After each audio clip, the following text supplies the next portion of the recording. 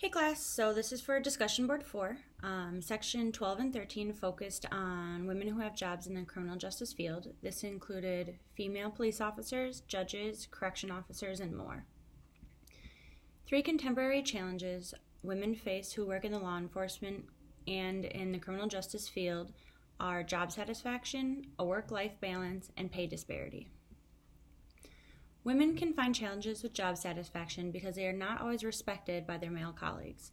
They may also face sexual harassment, but forego coming forward because it could affect their chances for their promotion. Also, many women hit a glass ceiling, which puts a limit on their advancement in the workplace due to their gender or ethnic identity, which is found on page 555 of our book by Stacy Mallicoat.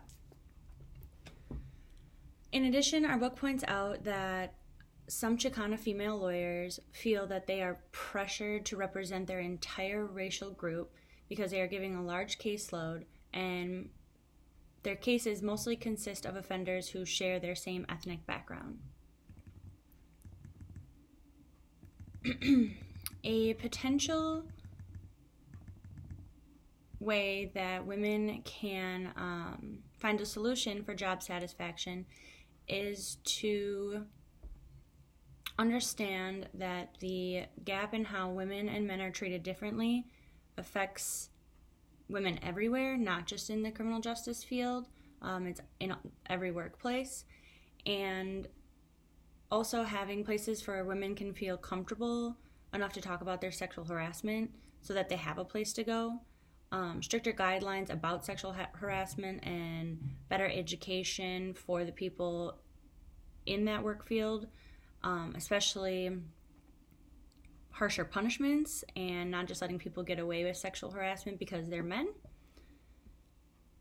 Women can also find challenges with work-life balance because the high demands that they must meet in their field and then the demands of society's view of motherhood and starting a family life.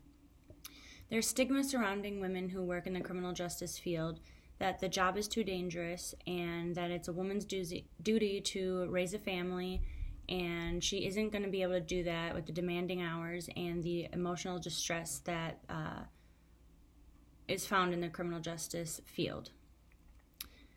And because women potentially have to work harder for a promotion and they also get paid less than their male counterparts, some women even decide that they want to postpone having children, or they decide to choose their career over a family entirely. Even though there's nothing wrong with being a working mother or not wanting to have children, society can view this as unnatural because of the gender role perspectives that are had about women. A potential solution for this work-life balance could be to provide women, especially those who choose to become mothers, more flexibility within their job duties. And female attorneys, for example, many have to take their work home with them because of the high demand for billable hours by their law firms. And this means that the job isn't only done at their job, but also at home, which can really bleed into their family time and their home life. Some women even work part-time to try and make their life-work balance, but it doesn't always work because this can hurt a woman's opportunity at career advancement, and this is because they can be viewed as less ambitious than their male counterparts, which can be found on page 557 of our book. Another important solution could be self-care. Many women, especially those in rape crisis centers and victim advocate groups, can have secondary trauma stress because those jobs can be emotionally taxing because a lot of the time those women are victims themselves of victimization, so it can be kind of like a PTSD cycle. So self-care is really important because if they're not helping themselves, they're not going to be able to help others. Women can also find challenges with the pay disparity because they are making 10% less than the salaries of their male counterparts. And this is better than back in 2009 when women made 25% less, which can be found on page 556 of our book.